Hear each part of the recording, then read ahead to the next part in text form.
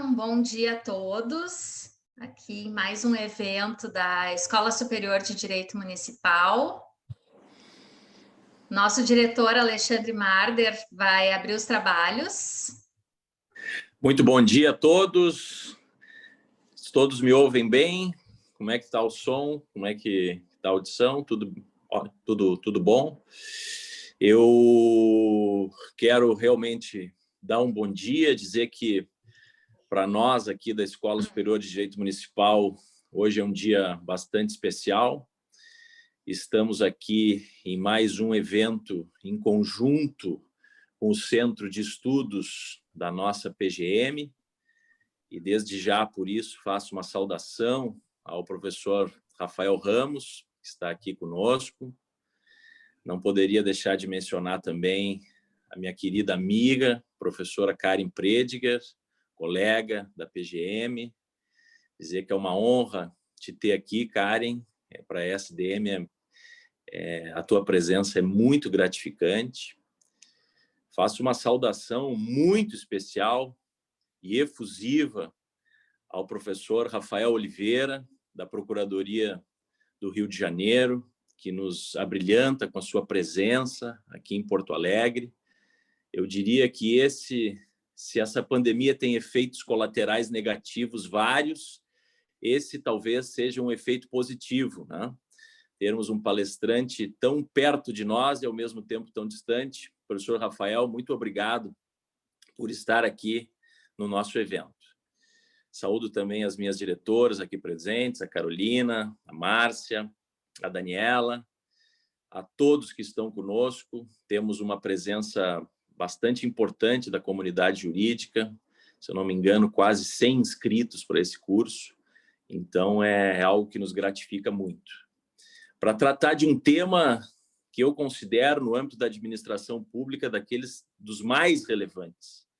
Talvez licitações, tratar de licitação tem a ver com tratar de administração pública, tem a ver com lidar com os princípios mais importantes da Constituição Federal no âmbito da administração pública, de modo que a temática é extremamente relevante e oportuna. Oportuna, principalmente diante do fato de nós estarmos aí enfrentando uma mudança legislativa profunda nessa temática. Então, não pretendo me alongar mais, pretendo desejar a todos um excelente evento e a nossa mediadora, ao nosso palestrante, tenho certeza que vão passar um recado espetacular para todos que nos ouvem. Um grande abraço a todos. Obrigada pelas palavras, nosso diretor da Escola de Direito Municipal. Mais uma vez agradecer ao Dr. Rafael, nosso grande colega da PGM do Rio de Janeiro, então procurador municipal como nós. E hoje nós vamos tratar especificamente de modalidades de licitações com o professor Rafael, tendo em vista que, além de estarmos tratando de um grande mercado, que é o mercado das compras públicas, nós teremos inovações e uma série de dúvidas a respeito, e gostaríamos de conversar com ele sobre esse assunto tão instigante. O professor Rafael Oliveira, que gentilmente aceitou o convite da escola e do CEDIM, ele também é coordenador do Centro de Estudos da PGM do Rio de Janeiro. Então, assim como nós, em Porto Alegre, temos o Centro de Estudos, lá eles também têm, o professor Rafael é coordenador. E ele é pós-doutor em Direito pela Fordham University School of Law, em Nova York, doutor em Direito pela Universidade Veiga de Almeida, do Rio de Janeiro, mestre em Direito Constitucional pela PUC do Rio de Janeiro e pós-graduado em Direito do Estado pela UERJ. E a graduação foi na PUC do Rio de Janeiro também. Autor de vários livros, e como na antessala já estava comentando, vários deles eu recomendava quando eu era professora da graduação de Direito Administrativo. Então, é mais do que um prazer travar esse contato aqui pelo meio virtual. E desde já vou adiantar que uma das coisas que eu gostaria de problematizar, de trazer e de destacar e trocar ideias com o professor é com relação a essas novas modalidades e sua utilização nos municípios, nos mais de 5.000 municípios do país. porque nós temos hoje uma modalidade nova, que é o diálogo competitivo, mas eu já trago aqui um primeiro problema, é que talvez, embora seja a que mais chama a atenção, talvez não venha a ser a mais utilizada, mas é a que destaca, talvez, uma nova evolução que nós tenhamos no direito administrativo e nesse grande mercado das compras públicas. Desde já eu passo a palavra, então, ao professor Rafael, e no final nós teremos perguntas, e aqueles que desejarem acompanhar, estamos ao vivo no YouTube, e também poderemos ser vistos novamente no YouTube, porque essa aula será gravada. Certo, professor? Então, fique bem à vontade para nos expor e compartilhar o seu conhecimento. Obrigada. Obrigado, bom dia a todos e a todas. Primeiro, agradecer a Karen pela apresentação e dizer que é uma honra participar desse evento, não apenas porque é promovido pela Procuradoria do Município de Porto Alegre, através do Centro de Estudos, mas também pela Escola Superior de Direito Municipal, mas principalmente por ter aqui colegas de Procuradoria e colegas da comunidade jurídica que enfrentam problemas semelhantes no Brasil afora. E o tema da licitação e da contratação é sempre relevante, especialmente agora com essa provável nova lei de licitações que está para sair a qualquer momento. Eu agradeço as palavras também do professor Alexandre, doutor Rafael Ramos, que fez o convite especificamente para mim aqui, e dizer que vocês são colegas de profissão e a gente tem, portanto, uma relação hoje um pouco mais próxima, como o Alexandre adiantou, por conta dessa facilidade no mundo virtual. Eu concordo com o Alexandre, eu acho que a gente pode ver sempre o copo cheio, o copo vazio, né? Meio cheio, meio vazio. A gente pode tirar dessa pandemia uma consequência boa, positiva, que é justamente essa aproximação dos municípios, né, dos estados, das pessoas, principalmente, através de plataformas como essa. Então, feitos aqui os agradecimentos, eu passo, então, ao tema que me foi proposto, o tema das modalidades na nova lei de licitação. Acho que o primeiro ponto para a gente destacar é que nós ainda não temos uma nova lei de licitação. A gente tem falado em nova lei, eu mesmo falo em nova lei a todo momento, mas o PL ainda está aguardando o encaminhamento para sanção ou veto do presidente da República. Então, o Senado ainda deve encaminhar nos próximos dias, ou próximas semanas, ou próximos meses, não sabemos ao certo, o projeto de lei 4253/2020 para a análise do presidente da República. Muito provavelmente ele vai ser encaminhado, imagino que ele seja sancionado, se vai haver veto ou não pontual é muito difícil a gente apostar aqui, mas é muito provável que nós realmente tenhamos uma nova lei de licitações. E eu faço esse primeiro alerta porque, a rigor, nós temos tentativas de modificação da atual Lei 8666 de 93, basicamente desde o seu nascimento. Se nós pegarmos o PL 1292, ele é de 95, portanto, 2 anos após a promulgação da Lei 866, já se discutia 2 anos após o nascimento da Lei de Licitações a sua modificação, alteração e até alguns projetos propondo a revogação da Lei 8666, como faz esse atual PL 4253, que tende a ser a nova Lei de Licitações. Então, faço esse alerta porque há praticamente 27 anos, que é a vigência da Lei 866, nós temos já as tentativas de alteração desse diploma legal. E o que a gente percebe ao longo desses quase 30 anos é que o legislador ele não conseguiu, digamos assim, trazer um novo estatuto de licitações e contratos em substituição à Lei 866. O que a gente percebe nos últimos 30 anos é que foi muito mais fácil fazer alterações, digamos assim, indiretas. Como assim? Trazendo leis específicas que tratam de licitações e contratos e que ocupam um lugar importante no dia a dia das contratações públicas. Exemplo, talvez mais eloquente, o pregão. A Lei 10.520 de 2002, que na verdade foi fruto de uma conversão de medida provisória, ele tomou um lugar de protagonista no dia a dia das contratações sem parâmetros anteriores. Ou seja, o pregão hoje ele se tornou, digamos assim, a regra no dia a dia dos municípios, dos estados, da União Federal, nas suas contratações. Então, a Lei 8666 foi dividindo o espaço, digamos assim, de protagonista com outras leis que foram sendo produzidas ao longo dos anos.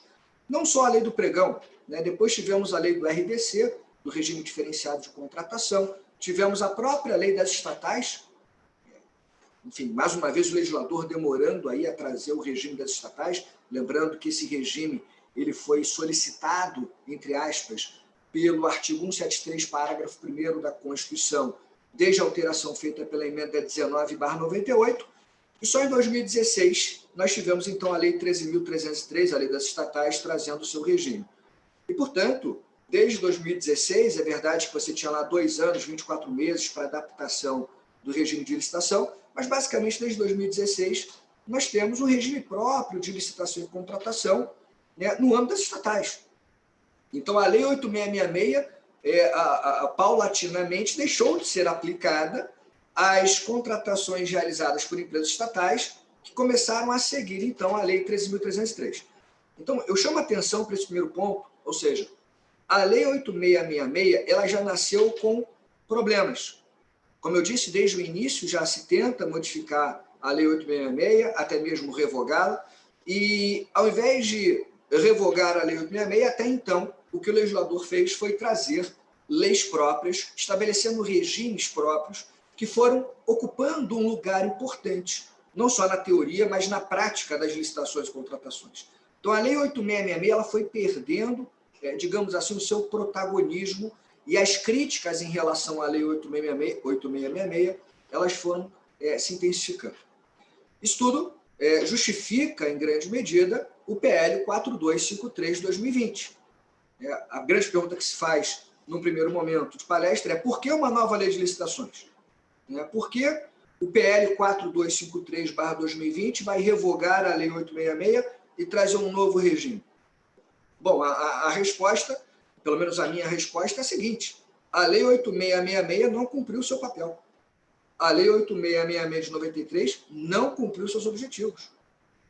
Ela trouxe um regime altamente burocrático, altamente formalista. Um dos objetivos da Lei 866 era diminuir corrupção, trazer mais lisura para as contratações públicas. E o que a gente percebe, olhando aí, fazendo um diagnóstico dos últimos quase 30 anos, é que a corrupção acabou acontecendo mesmo com a Lei 866, a burocracia, o formalismo da Lei 866 é enorme, e, portanto, era preciso trazer um diploma legislativo mais, digamos assim, compatível com a realidade atual, que pede velocidade da administração pública, pede mais eficiência para a administração pública. Aliás, eficiência que foi inserida no artigo 37 da Constituição só em 98, portanto, depois da Lei 866. Não que a lei de licitação não tivesse que se preocupar com a eficiência, mas o princípio da eficiência veio só em 98, depois da própria Lei 8666. Portanto, era preciso trazer uma nova lei de licitações menos burocrática, menos formalista e mais célere. Se esse PL 4253/2020 vai cumprir esse objetivo, essa já é uma grande questão. Porque, a rigor, a gente poderia questionar o PL, ele tem 191 artigos, 190 artigos, quer dizer, tem mais artigos do que a Lei 866, é altamente detalhista, de uma certa forma burocrático, formalista. Mas a gente percebe um grau menor de formalidade ou um grau menor de formalismo quando a gente faz uma interpretação sistemática do PL e percebe que a todo momento o PL, por exemplo, abre a possibilidade para saneamento, para convalidação de irregularidades eventualmente encontradas na licitação e que não contaminem o próprio procedimento. Então, a todo momento, a gente percebe, por exemplo, essa preocupação do novo diploma legal, futuro novo diploma legal, de tentar sanar, convalidar eventuais vícios na licitação, uma preocupação, por exemplo, que não era encontrada na Lei 866, com raríssimas exceções. A gente tinha aquela previsão do artigo 48 da Lei 866, que permitia lá saneamento de falhas na documentação, quando todos os licitantes fossem desclassificados, por exemplo. Mas era uma questão muito pontual. Agora, o que a gente percebe é a nova lei de licitação, entre aspas, a todo momento, se preocupando com a possibilidade de convalidar eventuais irregularidades e só admitir a anulação quando houver uma ilegalidade insanável. Então, acho que essa vai ser uma grande discussão quando vier a lei. A questão do que é sanável, o que é insanável, certamente a gente vai ter que evoluir nessa discussão das nulidades. Mas voltando ao ponto, então, acho que esse é o primeiro ponto, né? Por que uma nova lei de licitações e contextualizar essa crescente crítica à Lei 866, que vai culminar, então, com a sua revogação pela nova lei de licitações e contratos. Mas o segundo ponto, ainda na introdução, que me parece relevante, é destacar para todos e para todas que a nova lei de licitação ela não vai revogar automaticamente a Lei 8666 de 93. A gente precisa ter muita cautela também com isso. Né? Porque a gente, claro que a gente fica ansioso para falar do novo, mas a gente também não pode esquecer o antigo. Não só em termos de comparação, para perceber o que mudou em relação ao regime que nós aplicamos hoje e o novo regime que virá, mas especialmente porque o regime que nós aplicamos hoje, da Lei 866, ele permanecerá em vigor por pelo menos 2 anos. Então, isso é um alerta importante. A nova lei de licitações, se o presidente da República sancionar sem veto nessa parte, a nova lei de licitação ela só vai revogar a Lei 8666 de 93, a mesma coisa em relação à Lei do Pregão 10.520/2002 e a Lei do RDC, só vai revogar após 2 anos contados da sua publicação. Então, o que a nova lei vai fazer, na verdade, é revogar automaticamente a parte que trata de crimes na lei de licitações, a Lei 866. O resto continua sendo aplicado. E aí nós já teremos aí um desafio, né, para todos os municípios, né, e para os estados, para a União Federal, porque nós teremos, durante 2 anos, a vigência de regimes jurídicos distintos e alternativos. Ou seja, durante 2 anos, o gestor público deverá optar, em cada caso concreto, se vai fazer uma licitação e uma contratação baseada na Lei 8666 ou se vai fazer uma licitação e contratação baseada na nova Lei de Licitações. Então, durante 2 anos, o gestor público vai ter essa discricionariedade. 2 anos após a publicação da nova lei, aí sim a Lei 8666, a Lei do Pregão e a Lei do RDC saem de cena. E aí só teremos a opção, não será mais uma opção, será o único caminho, nós só teremos a possibilidade de aplicar a nova lei de licitações. Então, o que eu quero dizer é o seguinte, não joguem seus livros fora. Calma. Durante 2 anos, poderemos ainda aplicar a Lei 866 ou a nova lei. A ideia é estabelecer, portanto, um regime de transição. Muito semelhante ao regime que foi fixado pela Lei das Estatais. A Lei 13.303, lá em 2016, quando ela foi promulgada, ela também estabeleceu o prazo de 24 meses, 2 anos, para que as empresas estatais atualizassem, né, seus procedimentos, seus regulamentos para aquela nova realidade legislativa. Então, durante 2 anos, as estatais tinham essa possibilidade de continuar com as suas licitações e contratações no modelo tradicional ou já seguir o modelo que naquele momento era formalizado pela Lei 13.303. Então, a nova lei de licitações segue mais ou menos o mesmo formato. E aí eu tenho para mim aqui uma leve suspeita, para não dizer quase uma convicção, de que muito provavelmente a maioria dos entes federados vai deixar para a última hora a aplicação da nova lei de licitações. Posso estar enganado, né? Mas muito provavelmente brasileiro costuma deixar tudo para a última hora. Infelizmente, isso faz parte da cultura de vários brasileiros. Muito provavelmente a gente vai deixar para o último minuto, para apagar das luzes, para começar a aplicar a nova lei. E não vai aproveitar, eventualmente, esse regime de transição. Digo isso com tristeza, porque, pelo menos, eu verifiquei isso em relação à lei das estatais.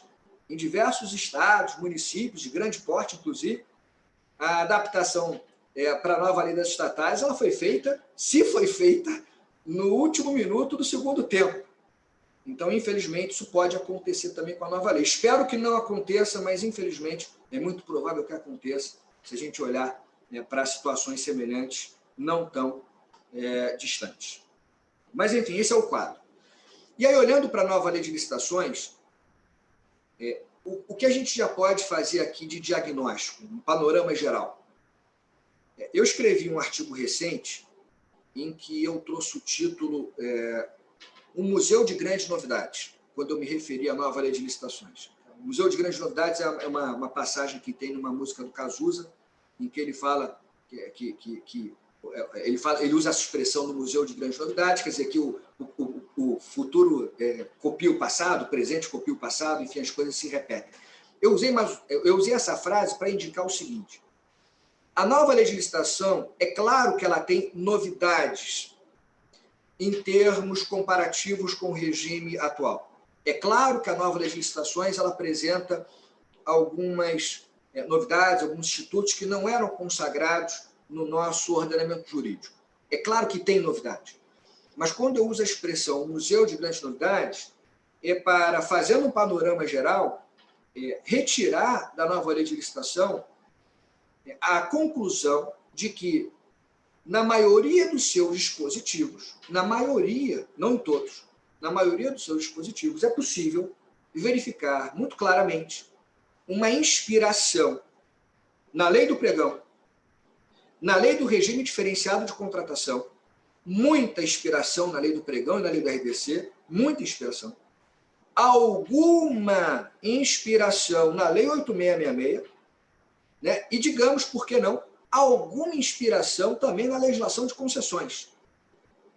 Isso em termos legislativos, porque também podemos perceber uma clara positivação no novo texto legal de orientações consagradas até então na jurisprudência do Tribunal de Contas da União, do TCU. Então, muitas orientações do TCU acabaram sendo positivadas, ou vão ser positivadas, né, com a nova lei de licitações e contratos.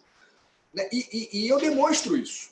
Por exemplo, em relação à inspiração da lei do pregão. Só para citar um exemplo, o que nós percebemos no procedimento de licitação, no novo diploma legal, é a consagração daquela tendência que foi iniciada com a lei do pregão de inversão de fases. Na nova lei de licitação, nós teremos como regra geral o julgamento anterior à etapa de habilitação, invertendo aquele procedimento tradicional da lei 8666, que cá entre nós não fazia muito sentido em termos de eficiência e celeridade nos certames.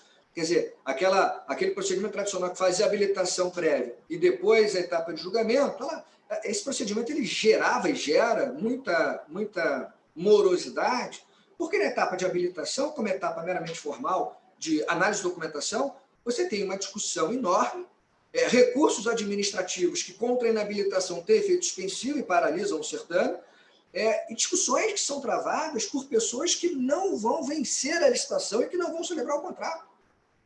Então, quando veio o pregão e inverteu essas fases, fazendo primeiro o julgamento, já definindo quem é o primeiro colocado e, portanto, quem vai potencialmente celebrar o contrato, e aí, na sequência, na habilitação, analisando apenas a documentação do primeiro colocado, e se houver algum problema, aí você vai seguindo a ordem de classificação, você traz uma velocidade, uma eficiência muito maior para esse procedimento. E não é à toa. Isso é fato. Tanto é verdade que isso foi inspirando, né, as leis que foram sendo promulgadas após a lei do pregão. Na lei do RDC, na lei das estatais, nós percebemos também essa possibilidade do julgamento antes da habilitação, e essa tendência, portanto, vai se confirmar com a nova lei de licitações, que vai trazer isso como realidade. Importante dizer que, mesmo no modelo tradicional de licitações, alguns estados inovaram, trazendo, por exemplo, o julgamento antes da habilitação. Me refiro aqui ao estado da Bahia. É bem famoso, porque o seu estatuto de licitação já previa, nas licitações em geral, não só o pregão, já previa o julgamento antes da habilitação, e aí tinha lá uma polêmica se uma lei estadual poderia modificar a sequência das fases de uma concorrência, fazendo julgamento antes da habilitação, se isso violaria norma geral da lei 866, ou se seria uma norma específica de procedimento que, portanto, abriria espaço para a autonomia de cada ente federado. Tem essa polêmica lá, mas eu não quero entrar nessa polêmica, eu só quero chamar a atenção para o fato de que a nova lei de licitação ela apresenta uma clara inspiração na lei do pregão, e um exemplo é esse. É só um exemplo. O julgamento antes da habilitação vai virar uma regra. Nós temos uma inspiração, como eu também disse, em relação à lei do RDC. Nós podemos perceber diversas passagens da nova lei que se inspiraram na lei do regime diferenciado de contratação. Para citar um exemplo, eu mencionaria a remuneração variável do contratado de acordo com o seu desempenho, essa possibilidade do contrato de performance ou contrato de desempenho, ela vai ficar colocada de maneira muito categórica na nova lei de licitações. A nova lei de licitações traz também, enfim, outras inspirações no RDC, a questão dos critérios de desempate. Ao invés de você seguir a lógica do sorteio, tirando aquelas hipóteses de empate do artigo 3º da Lei 866, o sorteio no artigo 45 era a grande forma de desempatar propostas.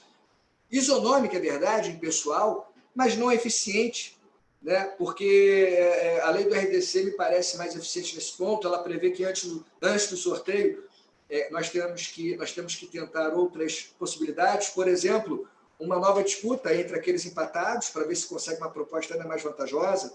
Por exemplo, análise do desempenho das pessoas empatadas, do desempenho contratual anterior, para dar preferência para aquele que teve desempenho melhor. Então, uma preocupação muito maior com a eficiência. E esses critérios, de alguma maneira, vão ser colocados também na nova lei de licitações. Enfim, nós temos uma inspiração também na lei do RDC e não apenas na lei do pregão. E, como eu disse também, uma pitada de inspiração na lei 8666. A lei 866, ela não é completamente esquecida, ela também serve de inspiração para o novo diploma legal. Um exemplo muito claro para mim é na parte de contratação direta. Quando você analisa as hipóteses de dispensa de licitação, de inexigibilidade de licitação na futura nova lei de licitações, as hipóteses são muito semelhantes, não são idênticas, é verdade, tem algumas novidades, mas são muito semelhantes àquelas colocadas nos artigos 24 e 25 da Lei 8666, e na questão da alienação de bens, quando tem a possibilidade de dispensa de licitação, as hipóteses do artigo 17 da Lei 866 também são basicamente copiadas e colocadas no artigo 75 da nova Lei de Licitações. Esses artigos ainda da nova lei não estão aqui na minha cabeça, todos eles, mas especificamente está, porque na semana passada eu estava escrevendo um artigo sobre contratação direta, então ainda está fresco na cabeça. A gente tem que se acostumar com os novos artigos. Né? Mas, enfim, como eu disse também, só para fechar essa parte, inspiração nas orientações do Tribunal de Contas da União. Algumas teses consagradas no TCU vão ser positivadas na nova lei. Por exemplo, a gente vai falar de modalidade de licitação, o pregão, aquela questão se o pregão pode ser utilizado para obra ou para serviço de engenharia, que é uma questão super polêmica. O TCU ele tem a sua súmula 257, que permite a utilização do pregão para serviços de engenharia comuns, e isso até inspirou o decreto federal recentemente publicado sobre pregão eletrônico, na mesma maneira do TCU. A nova lei de licitações vai expressamente admitir o pregão para serviços comuns de engenharia.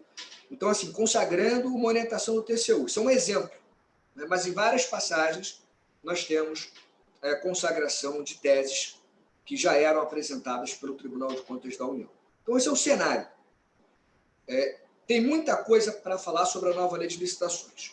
Mas, em relação a modalidades, que é o tema da nossa fala aqui, o tema principal, eu queria chamar a atenção desde o início para, digamos assim, para novidade que a gente já percebe olhando para o novo diploma legislativo. Primeiro ponto. Se a gente olhar para a legislação tradicional, nós temos basicamente 6 modalidades de licitação. A concorrência, a tomada de preço, o convite, o concurso, o leilão e o pregão. Tínhamos também uma 7ª modalidade, que é a consulta, que é consagrada na legislação específica de agências reguladoras, mas essa consulta nunca saiu do papel, ela nunca se tornou uma realidade, então ela é deixada de lado, não pegou. Então, basicamente, nós temos 6 modalidades. A concorrência, a tomada de preço, o convite, o concurso, o leilão, essas 5 modalidades iniciais na Lei 866, e a 6ª modalidade, o pregão, na Lei 10.520/2002. O que a nova lei de licitação vai trazer de novidade? Ela vai acabar com o convite e com a tomada de preços. Essas modalidades vão deixar de existir. Sai de cena o convite, sai de cena a tomada de preços, e a nova lei vai criar uma nova modalidade de licitação, que é o diálogo competitivo. Seria realmente uma nova modalidade de licitação, até então inexistente no nosso ordenamento jurídico, não obstante, seja uma modalidade de licitação muito comum, muito praticada na Europa. O direito europeu trata do diálogo competitivo em diretrizes, em diretivas específicas da Comunidade Europeia, e diversos países da Europa já adotam também o diálogo competitivo. Portugal, França e outros países também já adotam esse modelo há bastante tempo. Tem muitas críticas, tem alguns elogios, a gente vai falar um pouquinho disso daqui a pouquinho. Então, me parece que esse é o primeiro grande ponto das modalidades. Vai acabar a tomada de preços, vai acabar o convite, e vamos trazer para a nossa realidade o diálogo competitivo, que já era muito utilizado na Europa. Bom, e aí a pergunta que eu faço é: a nova lei de licitações, ao extinguir o convite e a tomada de preço, ela vai bem? Essas modalidades vão deixar saudades, digamos assim? Bom, na minha opinião, não. Tá? Claro, cada um pode ter aí uma análise própria. Eu, pessoalmente, não sentirei saudade alguma da tomada de preços do convite, especialmente a tomada de preços. A tomada de preços é aquela modalidade de licitação, na minha visão, completamente necessária. Completamente necessária porque, em termos práticos, ela acaba se assemelhando muito a uma concorrência. Não estou dizendo que ela seja a mesma coisa, mas a Lei 866, quando ela trouxe a tomada de preços, ela acabou dando um tiro no pé, como eu costumo dizer, porque se você pegar lá o artigo 22 da Lei 866, que fala das modalidades de licitação, e o parágrafo 2º, que define a tomada de preços, na parte inicial, o dispositivo dizia que na tomada de preços, na Lei 866, só participaria os cadastrados. Só os cadastrados poderiam participar do certame. Se você parasse ali a leitura, faria algum sentido falar em tomada de preços, porque, ao contrário de uma concorrência em que todos podem participar, vigora a universalidade, na tomada de preços, só o cadastrado pudesse participar, no momento lá da licitação, você ganharia tempo, porque ao invés de você trazer uma etapa autônoma de habilitação com análise pontual de todos os documentos de cada licitante, você pegaria aquela folha de papel, que é o certificado cadastral, e daria ok ou não ok. Cadê o cadastro? Está aqui o cadastro? Está dentro da licitação. Está habilitado. A verdade é essa. Não tem cadastro? Não tem habilitação, está fora. E a gente ganharia tempo com a tomada de preços.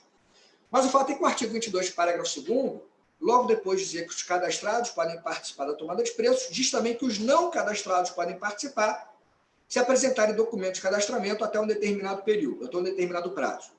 E o que acaba acontecendo na prática é que o não cadastrado, ele apresenta lá no prazo fixado no artigo 22, parágrafo 2º, os seus documentos de cadastramento, que basicamente são documentos de habilitação, e aí na prática, comissão de licitação, ou autoridade competente, tem uma polêmica, inclusive, sobre isso, vai ficar lá perdendo tempo analisando, perdendo tempo entre aspas, perdendo tempo analisando documentação de cadastro, documentação de habilitação.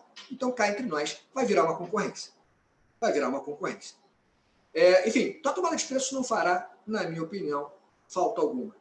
Aliás, uma brincadeira aqui rápida, eu me lembro quando eu fui chefe do consultivo aqui da Procuradoria do município do Rio de Janeiro, eu fazia os vistos das manifestações dos colegas, e a gente mexe muito com licitação, então diariamente vinham lá diversos processos de licitação para a gente analisar. Enfim, na esmagadora maioria, pregão, e algumas hipóteses mais pontuais, concorrência, e porque alguns convites apareciam também. Tomada de preço não aparecia na minha mesa. Na prática, era muito pouco utilizada em muitos entes federados. E um belo dia na minha mesa apareceu um processo, tomada de preços. Deu aquela emoção. Falei, poxa, primeira vez que eu estou vendo aqui um processo de tomada de preços, tirei foto, chamei lá toda a repartição para, enfim, ver que aquilo existe. Então, todo mundo lá viu o processo, tomada de preço aqui, ó, tá vendo, gente? Existe, está aqui, ó, não é só no papel e tal. Mas isso foi o meu entusiasmo. Eu vi lá a capa, tomada de preço, eu não tinha lido o processo ainda. Então, depois daquela festa inicial, falei, deixa eu trabalhar. Aceitei e abri o processo. Era uma contratação de um serviço comum. E aí eu perguntei lá para o gestor, falei, por que não fazer um pregão? Por que você não vai fazer um pregão aqui? Era um gestor novo, não estava acostumado com licitação. Ele perguntou, mas pode fazer o pregão? Eu falei, claro, serviço comum, e o pregão é mais rápido. E acabou fazendo o pregão. Então, essa tomada de preço que eu encontrei lá na prática acabou que não saiu do papel. Então, assim, é claro que a gente encontra tomadas de preço na prática, mas elas não eram muito frequentes. E na prática, como eu disse, se assemelhavam muito a uma concorrência. Então, na minha opinião, não vão fazer falta. Nem a tomada de preço, nem o convite. O convite é basicamente para aquelas contratações de menor porte. A gente vai ter, com a nova lei de licitações, uma ampliação para as hipóteses de dispensa de licitação, seguindo até valores que são já utilizados na lei das estatais. Vocês vão perceber na nova lei de licitações que haverá uma dispensa de licitação, sequer você precisará utilizar uma modalidade menos formal, como era o convite, para as contratações de até R$100 mil, se for obra ou serviço de engenharia. Ia jogar lá também serviço de locação de automóveis, eu não entendi muito bem porquê. E R$50 mil para o restante. Então, 50 mil e 100 mil de parâmetros, que são os parâmetros colocados hoje na Lei 13.303, a Lei das Estatais. Então, esses parâmetros vão se tornar os parâmetros para a dispensa de licitação. Então, aqueles valores mais reduzidos do convite até perdem sentido, enfim, com a nova Lei de Licitação. E a verdade é que, com a nova lei, o pregão ele se consolida como uma modalidade de licitação que vai ser mais usual no dia a dia das administrações públicas. Já era a modalidade mais usual, que observava a Lei 10.520, e continuará sendo, muito provavelmente, com a nova Lei de Licitações. Então, fazendo aqui uma análise agora específica de cada uma das modalidades colocadas nessa nova Lei de Licitações, começo aqui com o pregão. O primeiro ponto é que a modalidade pregão na nova lei basicamente vai ser aplicada para as situações que já eram previstas na lei do pregão. Então, quando a gente olha para a nova lei de licitação, e eu estou olhando aqui para ela agora, a gente percebe que basicamente o pregão ele vai ser utilizado para as aquisições, como diz aqui a nova lei, para as aquisições que envolvam bens e serviços comuns, cujos critérios de julgamento poderão ser o menor preço ou o maior desconto, e os bens e serviços comuns são definidos pela nova lei como aqueles cujos padrões de desempenho e qualidade podem ser objetivamente definidos pelo edital por meio de especificações usuais de mercado, que é a definição que está no artigo 6º, inciso 13 da nova lei de licitações, que basicamente é uma ideia que você já encontrava no artigo 1º, parágrafo único da lei do pregão. Então, como eu disse, a nova lei, na modalidade pregão, ela não traz novidades maiores. Ela consolida aquilo que já era encontrado na lei 10.520, na lei do pregão, e consolida aquilo que já era encontrado também na prática do pregão. Então, um ponto importante aqui é que, vamos lá, a nova lei de licitação ela vai continuar destinando o pregão para as aquisições de bens e serviços comuns. Primeiro ponto, independentemente de valor do contrato, tal como já acontecia com fundamento na lei do pregão. Um segundo ponto, quando fala em critérios de julgamento, a nova lei, em relação ao pregão, admite o menor preço e o maior desconto, que também não é uma novidade. Você pode pensar, mas Rafael, olhando para a lei do pregão, a lei 10.520, lá só falava menor preço, não falava maior desconto. Isso não é uma novidade, Rafael? Não, não é uma novidade. Você até pode achar que é, digamos, uma novidade em termos literais, né? Porque não estava na lei do pregão a expressão maior desconto e agora está na nova lei de licitações. Mas a rigor, gente.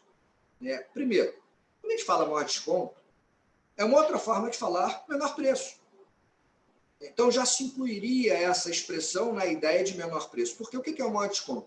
É quando você traz uma licitação em que você tem um preço referencial preço de referência indicado no edital, e você diz que vai ganhar a licitação aquele que ofereceu o maior desconto.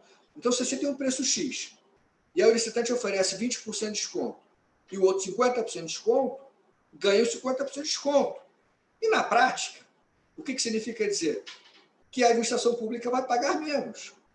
Então, o maior desconto é uma outra expressão que é utilizada para menor preço. Só vai ficar agora literal na nova lei de licitações, mas já era o maior desconto uma expressão utilizada com muita frequência no dia a dia das licitações públicas, né? Por municípios, estados, União, a gente usava o menor desconto com muita frequência. Então, nesse ponto, é ainda menor preço. Digamos assim, uma crítica construtiva. Acho que o legislador perdeu aqui uma oportunidade de colocar no pregão não só menor preço ou maior desconto, mas colocar no pregão maior valor ou maior preço. Ué, mas, Rafael, faz sentido? Faz. Tudo bem que, na maioria dos casos, talvez não faça sentido. Na maioria dos casos, a gente imagina que o poder público vai adquirir bens e serviços e, portanto, vai pagar por eles. Então, na lógica de que, se o poder público vai adquirir um bem ou um serviço, ele deve buscar pagar menos para ter o mesmo bem ou o mesmo serviço, é natural a gente pensar que, na regra geral, o menor preço ou o maior desconto, tal como a lei está estabelecendo, sejam realmente os critérios mais adequados de julgamento. Mas faria sentido pensar no maior preço? Na minha opinião, sim.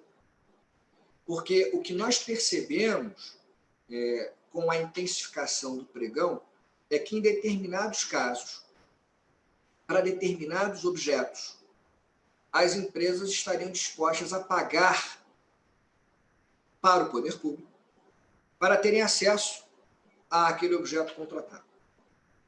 Vou dar um exemplo. Muito comum, Brasil afora. Nos últimos anos, se intensificou isso. A questão da contratação de banco para a gestão de folha de pagamento de pessoal. Então, a maioria esmagadora dos municípios, estados, enfim, contratam um banco que centraliza a folha de pagamento dos servidores. Imagina esse ativo para um banco. Vai gerir milhões ou milhões e milhões de reais e o banco vai ser responsável por esses valores, né, que o poder público tem que pagar para os seus servidores. E aí o que acontece, em termos práticos, é que, ao fazer uma licitação, e na maioria desses casos tem sido feito o pregão, ao fazer o pregão, os bancos, eles dizem o seguinte: não é que eu vou cobrar menos do poder público, estou disposto a pagar para você para poder gerir a sua folha de pagamento. Eu tenho interesse em pagar, e paga caro, quero pagar caro. Então, num pregão como esse, e a gente viu isso na prática em vários entes federativos, né, ganha a licitação o banco que oferecer a maior contrapartida para o poder público. Quem dá mais? É como se fosse um leilão. Quem dá mais? Quem dá mais? Aquele que der mais, vence e assina o contrato. Mas não só para essa hipótese. O Tribunal de Contas da União, eu não sei se vocês acompanham essa jurisprudência do TCU, mas para quem acompanha é redundância, mas para quem não acompanha, olha só, gente. O TCU ele tem admitido a utilização do pregão para concessão de uso de bem público. Concessão de serviço público, não, porque concessão de serviço público é concorrência.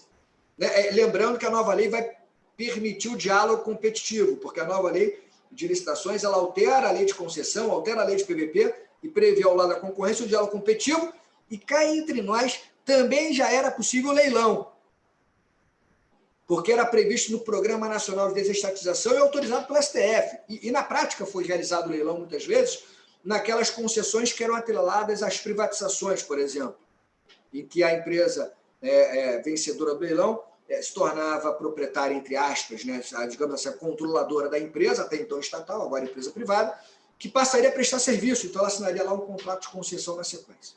Mas voltando, para a concessão de uso de bem público, o TCU tem admitido o pregão.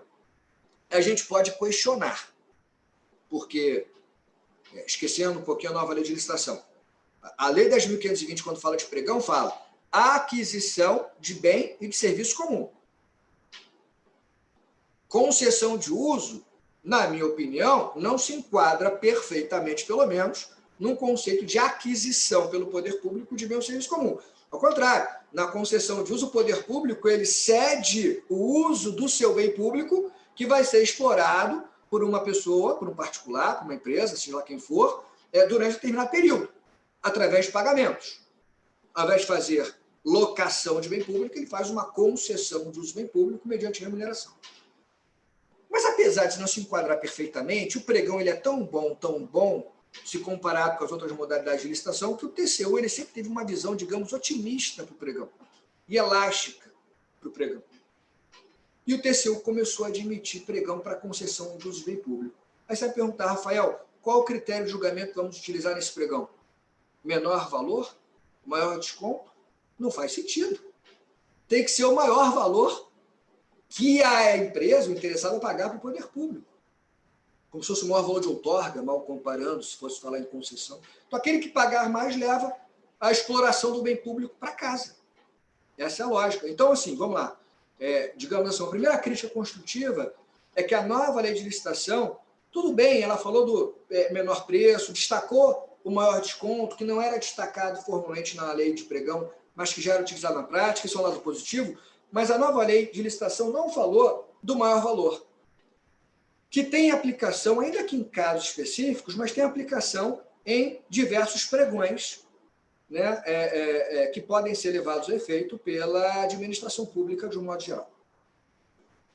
Bom, isso é uma crítica, digamos assim, construtiva. E um outro ponto em relação ao pregão, para a gente passar para as outras modalidades, é que, como eu já tinha adiantado na parte introdutória, a nova lei de licitação ela vai permitir expressamente o pregão para serviços comuns de engenharia. Então, aqui, nós temos uma questão que é super polêmica, sempre, na doutrina especialmente, né? Uma questão que sempre gerou muita polêmica. A questão de saber se é possível utilizar o pregão para obras e serviços de engenharia. Então, nos últimos anos, os doutrinadores bateram um pouco de cabeça, né? Há muita controvérsia, alguns autores admitiam o pregão para obras comuns, para serviços comuns de engenharia. O Marçal Justem Filho trazia, por exemplo, essa necessidade ou essa possibilidade para essas pequenas obras, serviços comuns de engenharia. Mas, assim, a grande maioria se posicionou no sentido de ser possível o pregão para serviços como engenharia, mas não para obras. E aí, nessa linha, por exemplo, a súmula 257 do Tribunal de Contas da União, do TCU, a súmula 257 do TCU, ela expressamente autoriza o pregão para serviços comuns de engenharia. Não fala em obra. Então, a maioria se posicionou no sentido de que para a obra não seria possível o pregão, e para serviços comuns de engenharia, sim, não qualquer serviço de engenharia, serviço comum de engenharia. E o que é comum, o que não é comum, é sempre uma questão complicada aqui entre nós, para os advogados públicos. Eu vou falar por mim aqui, pelo menos, eu deixo sempre a secretaria, o gestor, trazer a justificativa técnica, por que ele acha que aquilo é complexo ou comum, para a gente ter um pouco mais de tranquilidade no parecer. Mas, enfim, voltando, o fato é que o tema sempre foi muito polêmico, né, e bons autores de cada lado aí da controvérsia. O que a nova lei de licitações vai fazer? Ela vai, digamos assim, positivar a tese que era até então majoritária. Ela vai admitir expressamente o pregão para serviços, inclusive serviços comuns de engenharia. Mas não vai prever o pregão para a obra. Que, aliás, foi uma solução semelhante adotada recentemente no Decreto Federal do Pregão Eletrônico, o Decreto 10.025, salvo engano, o Decreto Federal que trata do pregão eletrônico, que foi editado recentemente, expressamente proíbe o pregão para obras e permite para serviços como engenharia. Enfim, essa linha ela acaba sendo, de alguma maneira, me parece, positivada na nova lei de licitações. E aí vai uma crítica construtiva. Mais uma vez, vamos lá, em termos doutrinários, eu defendia junto com a maioria, a possibilidade de pregão para serviço comum de engenharia, mas não para obra. Mas por que eu defendia isso?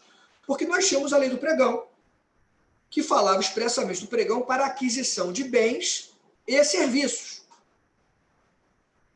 Serviço. Serviço comum de engenharia é serviço. Ok. Mas obra não é bem nem é serviço.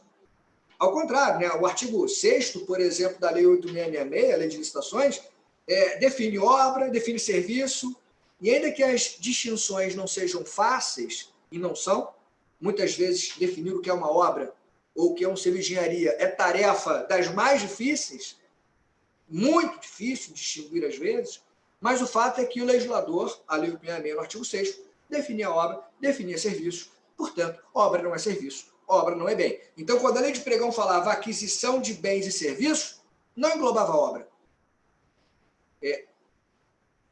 Aplicar o pregão para a obra naquele contexto seria uma interpretação ativista, digamos assim, seria uma interpretação extrapolaria, na minha visão, os termos de limites, os termos formais colocados na lei do pregão. Mas a nova lei de licitações, por ser uma nova lei, ela tinha justamente a possibilidade de inovar. Afinal de contas, é uma lei. E o que a gente percebe é uma atuação, eu vou chamar de tímida ou conservadora da nova lei, porque ela poderia dizer expressamente, por que não, pregão também é utilizado para pequenas obras. E trazer parâmetros, talvez, para definir o que seria uma pequena obra, tal como admite para pequenos serviços de engenharia, ou serviços comuns de engenharia. Acho que se perdeu uma oportunidade. O legislador poderia ter avançado, como muitos já defendiam, né? O próprio Marçal Justin Filho, que é uma referência, sempre defendeu isso. O legislador poderia ter ousado um pouco mais. Você imagina uma pequena obra numa repartição pública, lá vai quebrar uma parede, vai construir uma outra parede, tal. Por que não fazer um pregão? Não envolve nenhuma complexidade maior. Por que não? Porque o legislador só fala em questão de bens e serviços comuns. Poderia falar pequenas obras. Não falou. Não vai falar. Então, é mais uma crítica pontual que eu apresentaria para o pregão. Agora, são críticas pontuais que não tiram o mérito da nova lei quando trata do pregão, porque o pregão ele era, e vai continuar sendo, muito provavelmente, a principal modalidade de licitação, certamente a modalidade mais eficiente de licitação que nós tínhamos até agora, e vamos continuar a ter, se compararmos especialmente essa modalidade com as outras que nós já conhecíamos. Ela é mais eficiente, ela é mais célere, ela é menos burocrática do que as outras modalidades. Mas ela não serve para tudo. Ela não é um guarda-chuva que, enfim, vai ser utilizado para toda e qualquer chuva, toda e qualquer tempestade. Ou seja, nós temos modalidades que têm vocações. Então, ao lado do pregão, a nova lei de licitação ela vai trazer outras modalidades, e aí, na sequência, a concorrência ela vai ser mantida na nova lei de licitação, ela já era prevista na lei 8.666 de 93. E aí eu acho que uma grande novidade em relação à concorrência, a concorrência basicamente ela vai ser utilizada para as situações em que não for possível o pregão, ela vai ter, na minha visão, uma aplicação, digamos, subsidiária, então tudo que não for compatível com o pregão, aí você vai, regra geral, para uma concorrência, a não ser que você tenha lá uma outra modalidade também de licitação, eventualmente concurso, que a gente vai falar, e outras modalidades. Mas é basicamente uma aplicação subsidiária para as hipóteses que não for possível a utilização do pregão. A própria nova lei de licitação ela traz essa ideia em algum momento. Mas eu acho que a grande novidade é que nós não teremos mais aquilo que nós tínhamos na lei 8.666, que é a relevância do valor estimado do contrato para a definição de modalidades de licitação. É claro que a relevância do valor estimado do contrato ela continuará fundamental. Saber qual é o valor estimado do contrato, isso é um passo básico, importantíssimo para diversas finalidades, para a questão orçamentária, para a questão de responsabilidade fiscal, para a questão de classificação e desclassificação de propostas, eventualmente lá propostas acima de valor de mercado, você tem que ter um padrão, tem que ter um parâmetro. Mas o valor estimado do contrato deixa de ser relevante para a definição da modalidade de licitação. Na Lei 8.666, tinha aquela regra de ouro, A gente, desde da graduação, por mais que a gente não decorasse muitas vezes os valores, tirando nós professores aqui, né, cara, em direito administrativo, que acabam decorando os valores, porque você fala, repete e fica. Mas nenhum ser humano normal, digamos assim, precisaria ficar decorando valores, saber pelo menos a regra de ouro. Aí essa regra de ouro tinha obrigação de saber. E qual era a regra de ouro? Valor alto, concorrência, valor médio, tomada de preços, valor baixo, convite. O que é valor alto, concorrência? O que é valor médio, tomada de preços? O que é valor baixo, convite? O artigo 23, ao longo de quase 20 anos, aproximadamente, o artigo 23 da Lei 866, incisos 1 e 2, definia lá valores. Médio, baixo. Aí aquela questão de decorar valores, eu decorei que tanta aula de licitação que você decora. Então, olha lá, obra ou serviço de engenharia, acima de 1,5 milhão, concorrência, até 1,5 milhão, tomada de preços, até 150 mil, convite. E para tudo que não fosse obra ou engenharia, você tinha lá até, acima de 650 mil, concorrência, até 650 mil, tomada de preço, até 80 mil, convite. E aí, quando você realmente decora esses valores, aí você vai lá numa aula sem consulta e fala esses valores, os alunos olham para você e falam: esse professor, essa professora sabe até os valores de cor. Claro, nenhum mérito, ele ficava dando a mesma aula sempre e guarda. Mas quando você acha que se decorou os valores, vem o decreto 9.412 de 2018 e atualiza esses valores. Com um pequeno atraso de 20 anos, aproximadamente. Por que 20 anos, aproximadamente? Porque os valores alto, médio e baixo eram fixados no artigo 23, incisos 1 e 2, e esses valores foram lá fixados na Lei 866 em 98. Em 98. Não foram valores fixados na redação originária por uma questão muito simples. Mudou a moeda. Quando veio o Plano Real, teve que atualizar o artigo 23 e se colocou lá, né, foram colocados lá os patamares de valores. Então, isso em 98. Isso foi sendo aplicado até 2018, quando veio o decreto 9.412 e atualiza esses valores com 20 anos de atraso. Lembrando que o artigo 120 da Lei 8.666, aliás, tem um dispositivo semelhante na nova lei de licitações, o artigo 120 da Lei 866 exigia a atualização dos valores anualmente. Os valores fixados nessa lei devem ser atualizados por decreto do Poder Executivo Federal anualmente. Só demorou 20 anos para fazer o que tinha que fazer. Enfim, tirando isso, o fato é que, tudo bem, em 2018 temos novos valores para concorrência, tomada de preço e convite. E agora? E agora, daqui a pouco, esses valores não vão ser mais necessários. Por quê? Eu falo daqui a pouco porque, como eu disse no início, a nova lei de licitação não revoga automaticamente a Lei 8.666. Então, durante 2 anos, você vai ter a convivência dos 2 diplomas legais. Mas 2 anos depois de publicada a nova lei, a Lei 866 sai de cena. E aí, definitivamente, a questão do valor estimado deixará de ser importante para saber qual modalidade de licitação você vai utilizar. Como eu disse no início, a nova lei acaba com a tomada de preço do convite. Então, aquela lógica, aquela regra de ouro, concorrência valor alto, tomada de preço valor médio, convite valor baixo, ela perde o sentido. Pelo simples fato de que não vai haver mais tomada de preço e convite. É concorrência. Então, a concorrência, que já podia ser utilizada, é verdade, para contratações de médio porte ou pequeno porte, porque a Lei 866 admitia a substituição do convite e da tomada de preço pela concorrência, não o inverso. Mas a concorrência, a partir de agora, e a definição das modalidades, a partir de agora, não vai mais levar em conta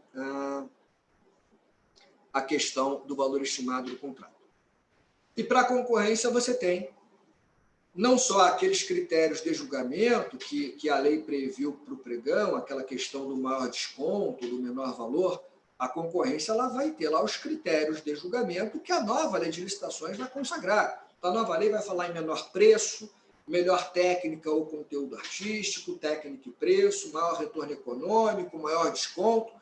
Teoricamente, dependendo do objeto de uma concorrência, você vai utilizar o critério mais adequado de julgamento. Você não tem uma restrição tão forte como é feita na modalidade de pregão. Aqui, para a concorrência, você tem, digamos, mais opções para definir o critério de julgamento. Pregão, concorrência, Temos o concurso que já era uma modalidade colocada na Lei 8.666, permanece na nova de licitação, com poucas alterações. Então, basicamente, o concurso ele vai ser uma escolha, uma contratação de trabalho técnico, artístico ou científico, e o critério de julgamento vai ser o melhor técnica ou conteúdo artístico. No final de um concurso, tal como já acontecia, o vencedor do concurso entrega lá o projeto, entrega para o poder público o seu trabalho, e o poder público paga para o vencedor do concurso um prêmio ou uma remuneração. Com isso, o poder público passa a usar aquele trabalho da melhor maneira possível. Aqui pouca modificação, ou quase nenhuma modificação. Então, o poder público pode usar o concurso para a escolha de alguns projetos, o poder público pode usar o concurso para a escolha de logomarcas para um evento lá oficial, pode escolher concursos de monografias, os concursos tal como já eram aplicados, vão continuar sendo aplicados. Lembrando aqui, porque nós temos aqui um público muito heterogêneo, que esse concurso modalidade de licitação não tem nada a ver com concurso público para provimento de cargo público, né? Não tem nada a ver. Quer dizer, não é um concurso em que a pessoa lá presta provas e aí assume o cargo e começa a exercer função pública. Não tem nada a ver com concurso público. Concurso, modalidade de licitação é outra coisa. Como eu disse, é para escolha de trabalho técnico, artístico ou científico. Paga lá a remuneração para o vencedor entrega o trabalho para o poder público e vai para casa. E o poder público explora aquele trabalho, né, em atendimento ao interesse público. E aí chegamos ao leilão. Pregão, concorrência, concurso, leilão, a quarta modalidade de licitação na nova lei de licitações. O leilão, ele apresenta uma grande novidade na nova lei. Até então, qual era o cenário? Na Lei 8.666, olhando para o artigo 17, conjugado com o artigo 22, o artigo 17 fala da alienação de bens, e o artigo 22 define as modalidades de licitação na Lei 8.666/93. A regra geral, apresentada pela legislação e pela doutrina, é que o leilão seria normalmente utilizado para a alienação de bens móveis, inservíveis para a administração pública.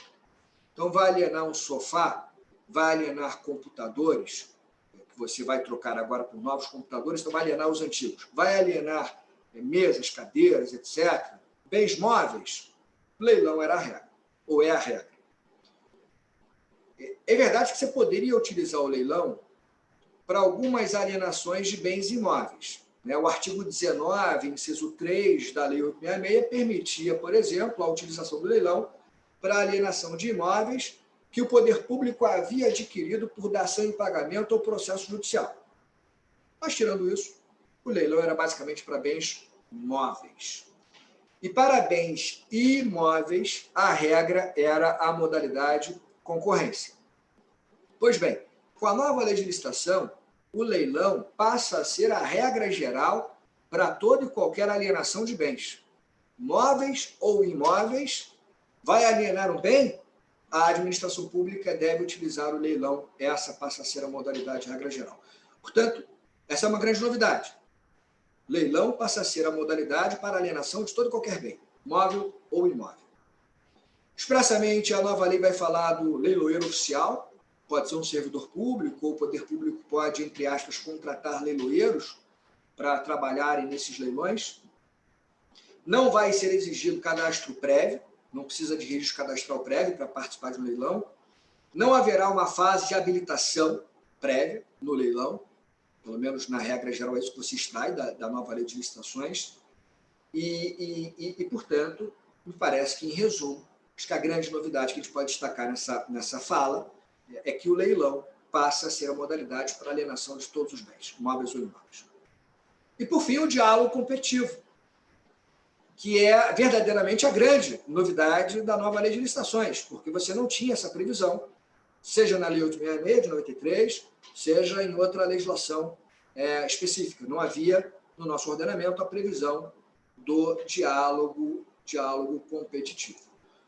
O diálogo competitivo, como eu disse no início dessa apresentação, ele teve uma clara inspiração no direito europeu. Aqui eu menciono, por exemplo, a Diretiva 2004/18 da Comunidade Europeia, do Parlamento Europeu e do Conselho. No direito europeu, essa Diretiva 2004/18/CE, ela já tratava do diálogo competitivo na União Europeia. Então, você tinha lá, por exemplo, no artigo 11, lá fala em diálogo concorrencial, tanto faz o nome, diálogo competitivo, diálogo concorrencial, aí as expressões cada um vai, enfim, utilizar a sua, mas o fato é que lá se estabelecia esse diálogo concorrencial, entre aspas, estou lendo aqui a diretiva, como um procedimento em que qualquer operador econômico pode solicitar participar e em que a entidade adjudicante conduz um diálogo com os candidatos admitidos nesse procedimento, tendo em vista desenvolver uma ou várias soluções aptas a responder às suas necessidades e com base na qual, ou nas quais, os candidatos selecionados serão convidados a apresentar uma proposta. E essa ideia do diálogo concorrencial, ela aparece não só na diretiva 2004, que eu mencionei há pouco, mas como eu também já tinha indicado no início da fala, no início da nossa palestra de hoje, aparece em diversos países. Então, por exemplo, agora eu estou dando aqui as referências. Em Portugal, os nomes podem mudar, tá, gente? Diálogo competitivo, diálogo concorrencial, enfim, cada país vai adotar uma nomenclatura. Mas em Portugal, os artigos 30 e 204 a 218 do Código de Contratos Públicos. Na França, nós temos o diálogo competitivo no artigo 26.1, no artigo 3º, no artigo 36 e 67 do Código de Contratos Públicos, Code de Marché Public. Na Espanha, você tem o diálogo competitivo nos artigos 163 a 167 da Lei Espanhola 30 de 2007, que trata, na verdade, de contratos do direito público. Enfim, só para dar aqui alguns exemplos de que, na Europa, o diálogo competitivo ele é muito utilizado por diversos países. Evidentemente que cada um tem a sua experiência, você tem críticas, tem elogios, como tudo na vida. O que vai fazer o novo diploma legal aqui no Brasil? O diálogo competitivo no Brasil. A nova lei de licitações vai importar esse instituto, vai importar o diálogo competitivo com adaptações. E, por exemplo, lá no artigo 32 do projeto de lei, dessa nova lei de licitações do Brasil, o artigo 32 vai dizer que esse diálogo somente poderá ser utilizado nos seguintes casos. Objeto que envolva as seguintes condições: inovação tecnológica ou técnica, órgão ou entidade não possa ter a sua necessidade satisfeita sem a adaptação de soluções disponíveis no mercado, e especificações técnicas que não possam ser definidas com precisão suficiente pela administração. Essa é uma primeira hipótese. Uma segunda hipótese aqui, letra B, quando houver a necessidade de definir e identificar os meios e as alternativas que possam vir a satisfazer suas necessidades, com destaque para os seguintes aspectos: solução técnica mais adequada, requisitos técnicos aptos a concretizar a solução já definida, estrutura jurídico-financeira do contrato, ou quando nós tivermos ali disputa aberta e fechada que não permitem a apreciação adequada das variações entre as propostas apresentadas. O fato é que a nova lei vai trazer regras muito específicas para o diálogo competitivo. Se a gente fosse ficar aqui lendo o PL, a gente ficaria aqui lendo o PL durante muito tempo da nossa palestra. Eu vou direto ao ponto. Qual é a ideia do diálogo competitivo? Ela vai numa tendência já encontrada na prática e no nosso ordenamento.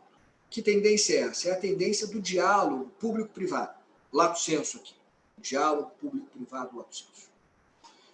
Não é novidade alguma o poder público buscar na iniciativa privada soluções em relação às quais ele não tem ainda uma definição, ele ainda não tem, eventualmente, uma ideia. Primeiro, um reconhecimento de que o poder público ele pode ser super bem aparelhado, ele pode ter um excelente quadro de servidores, mas muitas vezes, não tem alguns servidores com aquele conhecimento muito específico sobre aquele setor, ou até tem, mas os servidores já estão com demandas que não permitem, né, parar para pensar em inovações ou em projetos inovadores. Seja qual for a razão, o poder público tem buscado, então, na iniciativa privada, satisfazer as suas necessidades em casos como esses. Então, por exemplo, tradicionalmente, eventualmente o poder público não consegue fazer um projeto básico, um termo de referência adequado para contratações mais técnicas ou complexas. Então, o que ele pode fazer? Numa saída mais conservadora e tradicional, uma licitação para contratar um projeto. E o vencedor da licitação é aquele que apresenta o projeto que o poder público entende mais adequado. E aí, na modalidade tradicional, vamos lá, na modalidade tradicional não, na lei tradicional, no regime tradicional, o artigo 9º da Lei 866 proíbe que o autor do projeto participe da futura contratação e da futura licitação. Ao invés de fazer uma licitação para contratar um projeto, o poder público pode contratar o projeto por inexigibilidade de licitação. Se for o caso de inexigibilidade. Por exemplo, 25, inciso 2. Você tem lá um serviço técnico de natureza singular, um profissional em preço de notória especialização, vai lá e contrata com inexigibilidade um projeto. Recentemente aqui o município contratou por inexigibilidade um instituto do Banco Mundial e do Banco Interamericano também para fazer alguns projetos de PPP ou projetos de grande complexidade, por inexigibilidade. Você pode fazer uma licitação tradicional, e aí na Lei 866 o autor do projeto não pode participar da futura contratação. Você pode contratar o projeto por inexigibilidade, se for o caso, se encaixar, se for a hipótese do artigo 25 da Lei de Licitações. E aí o ordenamento foi avançando nas saídas. No âmbito das concessões, nós tivemos o PMI, ou o MIP, como preferirem, o procedimento de manifestação de interesse ou manifestação de interesse privado, da iniciativa privada. O PMI ou MIP, que é um procedimento que cada vez mais vem sendo intensificado, Brasil afora, através do qual o poder público convoca, digamos assim, a iniciativa privada para apresentar projetos para concessão de serviço comum, para PPP, para concessão de uso de bem público, dependendo do que cada ente federado tem a sua regulamentação de PMI e de MIP. Enfim, e aí o que acontece é que na legislação de concessão, por exemplo, você já afasta o artigo 9º da Lei 866. Então, no PMI ou no MIP, o autor do projeto ele pode participar da futura licitação e pode ser contratado para virar a concessionária ou o concessionário responsável pela prestação do serviço, afastando o artigo 9º da Lei 866, porque você tem, então, uma previsão específica na lei de concessão que permite que o autor do projeto seja contratado futuramente. E aí nós avançamos ainda mais quando tivemos a contratação integrada, que era prevista no decreto 2745 da Petrobras, depois foi colocada na lei do RDC, foi colocada na lei das estatais e será colocada na nova lei de licitações. E na contratação integrada, o que nós temos? Quem vai fazer o projeto básico, quem vai fazer o projeto executivo, é um contrato turnkey, ou seja, virar a chave, turnkey, traduzindo, é o contrato em que o contratado entrega tudo pronto e funcionando para a administração. E quem faz o projeto básico e o projeto executivo é o contratado. Rafael, e o poder público? Faz o anteprojeto, uma espécie de um projeto resumido das ideias que ele precisa implementar, daquilo que precisa fazer, mas ele não sabe como fazer o projeto básico. Então, a empresa é contratada e faz tudo isso. E agora nós estamos presenciando um passo além disso tudo que nós já tínhamos, porque através do diálogo competitivo, nós intensificaremos esse diálogo público-privado. Literalmente diálogo no nome até da modalidade, porque através do diálogo competitivo ou diálogo concorrencial, qual é a ideia? A ideia é que o poder público vai dialogar com o mercado para perceber possíveis soluções. Em algum momento do procedimento, ele vai definir basicamente o que ele precisa e ele vai afunilando no procedimento aquelas pessoas que vão continuar nesse procedimento. Então, ele faz o processo mais aberto no início e diz, olha, preciso disso, daquilo outro. As pessoas apresentam seus projetos, suas ideias, E o poder público vai, então, definindo aquilo que lhe parece melhor e vai, então, em algum momento, permitir que interessados apresentem, né, propostas a partir daquilo que ele definiu, fruto de um diálogo com o mercado. Você traz o diálogo competitivo para dentro do certame, para dentro do procedimento de licitação. E aí, no final, através de um diálogo mais aberto, que vai sendo afunilado, você vai ter a definição do vencedor numa contratação cujo objeto foi elaborado por diversas mãos. Foi uma construção dialógica. Não só da empresa vencedora, as outras empresas que participaram contribuíram também, até o momento que o poder público definiu aquilo que seria o ideal. E, nesse momento, as empresas tiveram a possibilidade de apresentar suas propostas. E aí uma se sagrou vencedora. Naturalmente, a gente pode perceber, acho que a Karen ela chamou atenção para isso muito bem, na prática, o diálogo competitivo ela não vai ser uma modalidade, digamos assim, vulgar ou ordinária. Até pelos requisitos colocados na nova lei de licitações, soluções que não são encontradas no mercado, inovações em relação às quais o poder público ainda não pensou, né, objetos que não podem ser eventualmente comparados entre si através de propostas de empresas no mercado. Às vezes, isso acaba trazendo o diálogo competitivo para situações muito específicas. Ainda que não esteja utilizando essa expressão, me parece que, no final, para contratações mais complexas, que envolvem opções tecnológicas, que envolvem opções técnicas que não são triviais. Muito provavelmente, também envolverão valores elevados, apesar do critério do valor não estar expressamente ali colocado na lei, mas muito provavelmente o diálogo competitivo vai ser implementado para contratações de maior vulto. Mas, enfim, o diálogo competitivo, me parece que ele vai começar a ser experimentado, um chute, digamos assim, uma percepção, para os contratos de infraestrutura, para os contratos de concessão, pelo menos no momento inicial. Para aquelas hipóteses em que você já tinha contratação integrada, talvez valha a pena se pensar no diálogo competitivo. Para as concessões, porque a nova lei de licitação, repito o que eu já tinha dito, altera a lei 8987/95, a lei de concessão, altera a lei 11.079/2004, a lei de PVP, e prevê lá ao lado da concorrência o diálogo competitivo nas concessões. Então, por exemplo, ao invés de fazer um PMI, fazer o diálogo competitivo para chegar a um projeto interessante. Rafael, qual é a vantagem, talvez, em relação ao PMI? Eu não estou dizendo que vai acabar o PMI, mas uma vantagem é evitar aquilo que afasta muitos interessados no PMI. Porque no PMI, as empresas podem apresentar projetos, mas o poder público não tem, primeiro, a obrigação de selecionar qualquer um desses projetos, pode jogar tudo no lixo, entre aspas, e se selecionar um desses projetos, ainda não tem a obrigação de pagar por ele, pelo projeto selecionado. O valor só vai ser pago quando esse projeto amanhã for licitado, sair do papel, e aí o futuro contratado vai pagar o autor do projeto. Então, vejam, você participar do PMI é quase uma aventura, né? Assim, mesmo que você ganhe a disputa do PMI, você só vai receber do futuro contratado se, e somente se, a futura licitação der certo e o contratado, então, te pagar. Isso afasta, portanto, porque fazer projeto custa muito dinheiro, né? Então, a gente sabe que, dependendo dos projetos, nós temos investimentos de centenas de milhares de reais, por que não alguns projetos, milhões de reais investidos? Fazer projeto não é coisa trivial. Então, talvez trazer para o diálogo competitivo, você já tem ali uma modalidade de licitação em andamento que traz uma perspectiva para o mercado de que o poder público não está apenas, digamos assim, sondando o mercado. Ele está já fazendo um procedimento de licitação com o objetivo de, no final, celebrar o contrato com o vencedor. Então, ele traz o diálogo para dentro da modalidade de licitação.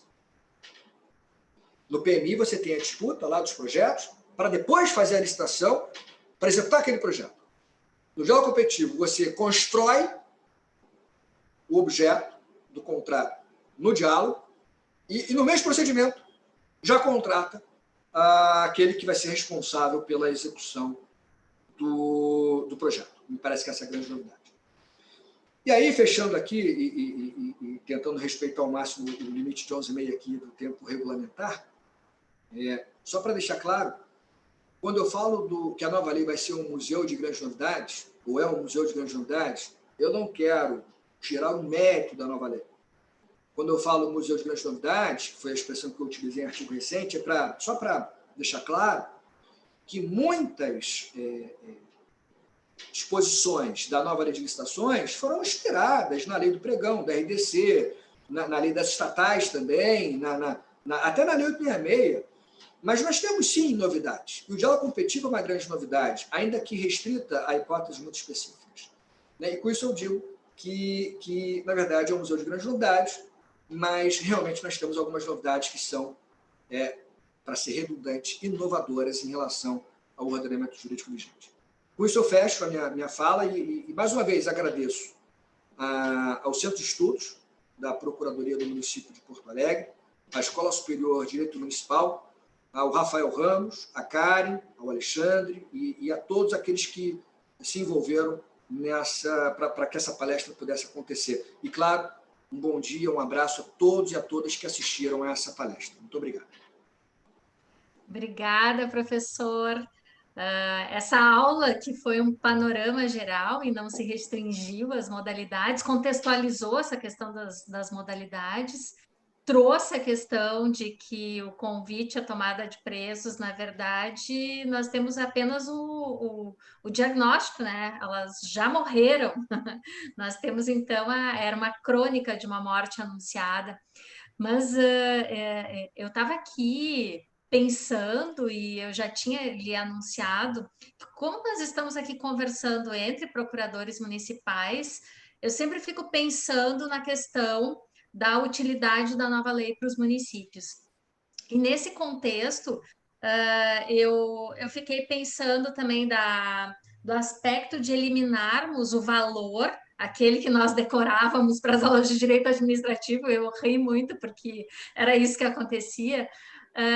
Esse valor ele deixa de ser importante, e eu acho que tem um aspecto, não sei o que o senhor acha, que isso vai eliminar aquela questão a preocupação do parcelamento do objeto, que levava até muitos gestores e prefeitos de municípios menores à Câmara Criminal do Tribunal de Justiça, porque acabavam, sem tanta organização, acabavam parcelando objeto, e isso era vedado pela lei.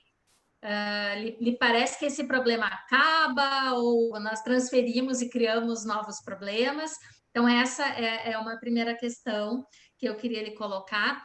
E uma outra questão, pensando também nos mais de 5.000 municípios que temos no país, é com relação a essa crítica de termos uma futura lei muito grande, burocratizada, mas, ao mesmo tempo, parece que ela traz uma compilação, uma consolidação de várias normas que já existiam.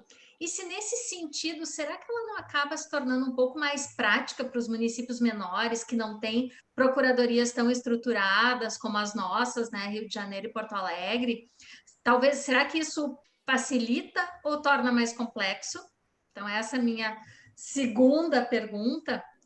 E a outra, que eu acho que é a pergunta que não quer calar, e essa é a minha última, sobre o diálogo competitivo. Será que nós temos maturidade? Será que os órgãos de controle têm maturidade para entender esse diálogo entre a administração pública e a administração privada e entes privados? Cara, assim, obrigado pelas considerações. Eu vou tentar aqui destacar as três questões. A primeira delas, a questão do parcelamento. Na verdade, não há uma vedação absoluta de parcelamento do objeto, né? A própria Lei 866, a nova legislações, permite o parcelamento, mas com limites, né? Desde que seja justificado. Você não pode fazer um parcelamento que burle as regras da dispensa de licitação, questão de valor, não pode fazer parcelamento que gere uma perda de economia de escala ou coisa que valha. O que eu acho é que essa questão da nova lei de licitação não trazer mais a definição do valor estimado para a definição de modalidade, ela até pode contribuir para a questão do parcelamento, da discussão do parcelamento, mas eu acho que mais do que isso, enfim, ela facilita o dia a dia dos municípios, e não só dos municípios, dos entes federados, né? Mas, enfim, na hora de você fazer uma licitação, ao invés de você ter que ficar levando em consideração o valor estimado, e muitas vezes o valor fica ali no limite de uma modalidade de licitação ou outra, para, enfim, definir qual vai ser a modalidade aplicável, você para de se preocupar com essa questão. apesar do valor estimado do contrato ser fundamental para outras questões, como eu disse lá, pela questão orçamentária, saber se você tem dinheiro ou não para poder fazer a nota de autorização de despesa, a nota de empenho, etc., para saber se você está dentro do limite da LRF, para classificar ou desclassificar propostas. O valor estimado ele continuará sendo feito, a estimativa de valor, né, continuará sendo feita. A questão da economicidade é fundamental, você tem um estudo técnico preliminar na nova de licitação, uma preocupação com o planejamento da licitação salutar, que não era feita com a Lei 866. Enfim, o valor estimado ele vai ter essas aplicações que já eram mais ou menos aquelas colocadas no regime tradicional, mas agora de maneira mais categórica. Em relação à segunda pergunta, deixa eu lembrar aqui, Karen, você falou do parcelamento, a terceira pergunta... A questão dela ser detalhada, praticamente uma compilação, será que isso vai facilitar para os municípios menores? Perfeito. Assim, ela é o que você disse, ela é basicamente uma compilação daquilo que já existia, por isso eu usei aquela expressão, né, Museu de Grande Novidade, que ela compila o que já tinha na Lei do Pregão, ela concentra tudo no mesmo diploma, inclusive orientações do TCU. Eu acho que esse detalhamento maior, na prática, talvez dê maior segurança jurídica para aquele que está na ponta. Então, como você bem disse, Karen, especialmente para os municípios que não têm uma procuradoria institucionalizada, ou uma procuradoria ainda consolidada sobre o aspecto institucional, é muito importante que você tenha ali, digamos assim, um checklist, um detalhamento muito bem feito para aquele que está na ponta saber o que ele tem que fazer, o passo a passo. Mas aí tem tudo na vida, tem um lado ruim também disso. O lado bom talvez seja esse, talvez dê um pouco mais de segurança para aquele que está na ponta. Talvez não precisasse disso, porque bastava o assessor jurídico lá conhecer as leis específicas do pregão, etc., as orientações do TCU. Mas facilita esse ponto, por um lado.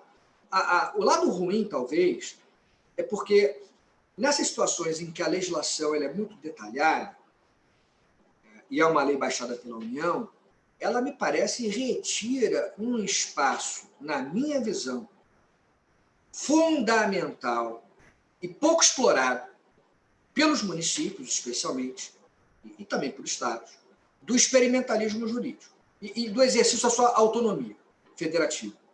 O que nós estamos no Brasil, na verdade, hoje é uma federação de mentirinha. Eu não quero polemizar muito, mas assim, nós temos um Estado unitário na prática, quase isso, sem exagerando um pouco, mas a União Federal é a dona da chave do cofre, a maioria dos municípios não tem viabilidade econômica, se pensarmos que temos mais de 5 mil municípios, pensar em Porto Alegre, Rio de Janeiro, Belo Horizonte, São Paulo, aí não é isso. A gente tem que pensar que existem mais de 5 mil municípios. A maioria esmagadora, sem viabilidade alguma de existência financeira, fica lá com o pires na mão, né, pedindo repasse de recursos voluntários ou involuntários da União, e se não tiver esse recurso, não sobrevive, não paga as contas. Então, assim, na prática, se esquecermos que temos essa centralização, né, federativa, e não uma descentralização, como seria natural numa federação, mas na prática me parece que o ideal seria levar a sério a autonomia federativa.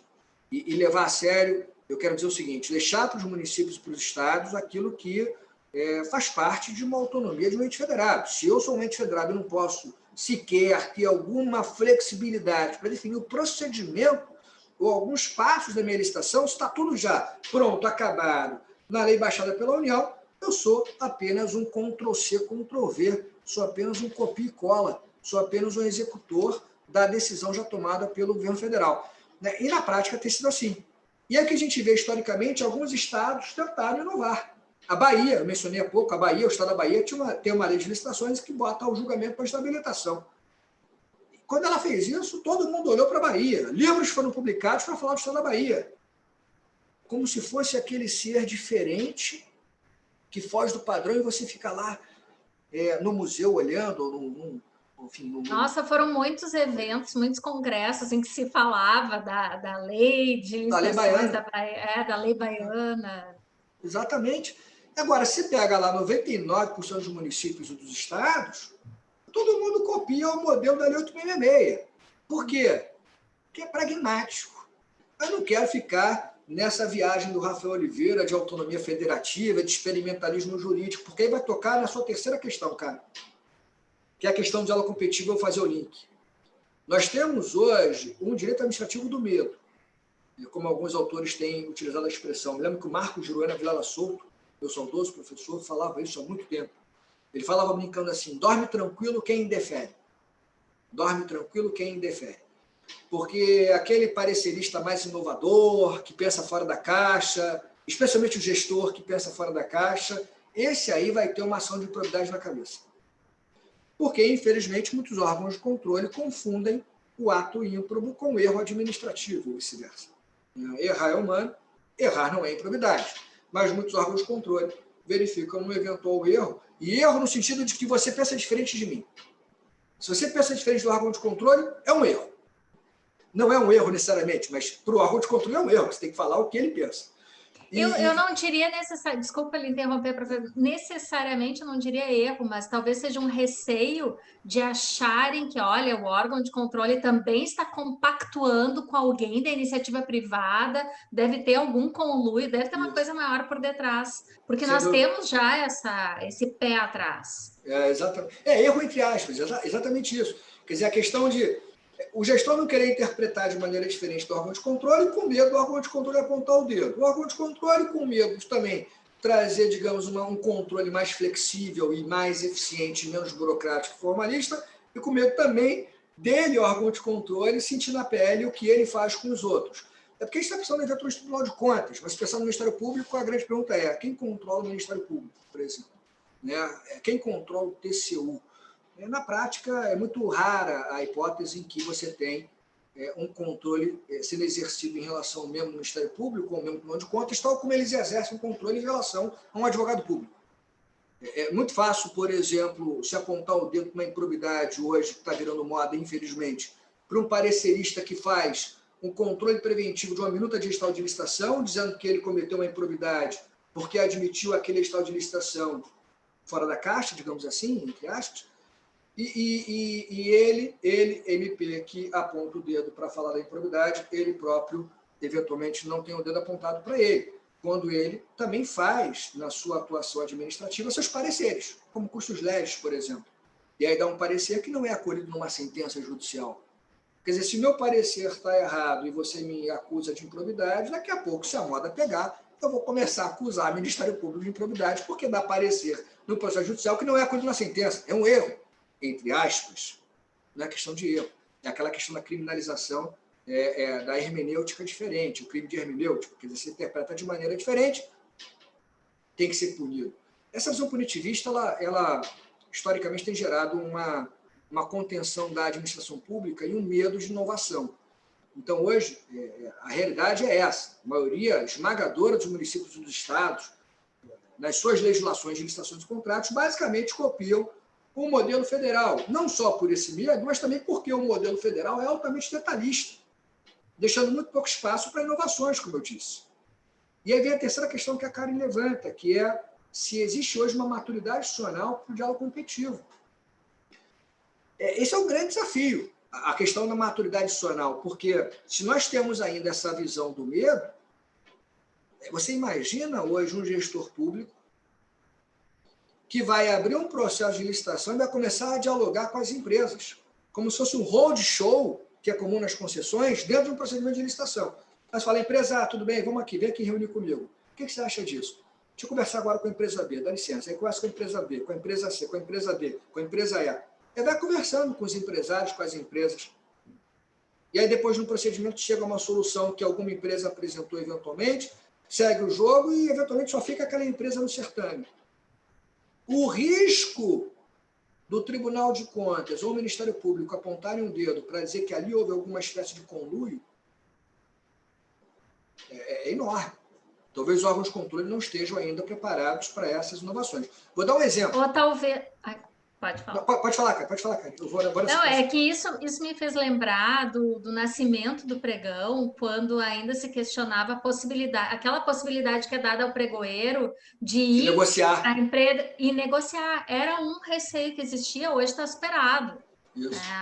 Então, talvez a gente possa pensar de forma otimista pensando nisso. Depois eu tenho uma outra pergunta para lhe passar ali do pessoal que está nos assistindo. Desculpa eu interromper bem quando o senhor ia dar um exemplo. Não tem problema, Esse cara. fugiu. Não fugiu, não. Vai no contexto. Mais ou menos também nessa linha do pregão que você menciona, mas no PMI mesmo, quando veio o PMI. Isso. E aí o poder público dialogando com as empresas num procedimento de manifestação de interesse, no qual ele vai selecionar eventualmente um projeto, para quem sabe, talvez amanhã fazer a licitação e a contratação.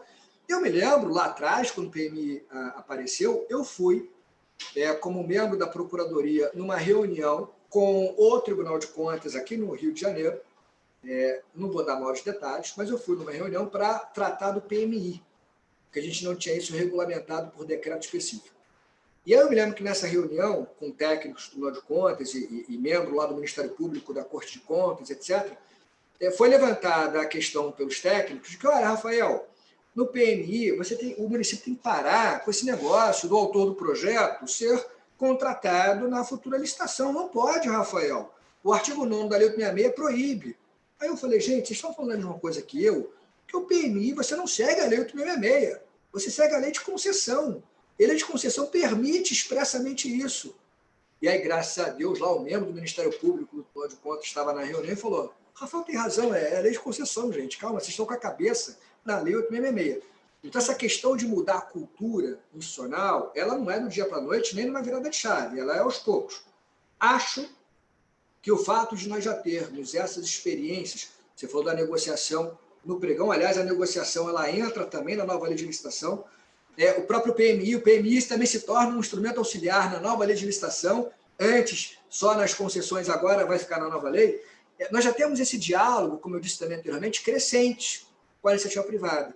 Eu acho que, eu tenho uma visão otimista, eu acho que o diálogo competitivo tem tudo para dar certo, se bem utilizado para aquelas contratações de maior complexidade, etc. Não dá para querer utilizar o diálogo competitivo para contratações triviais.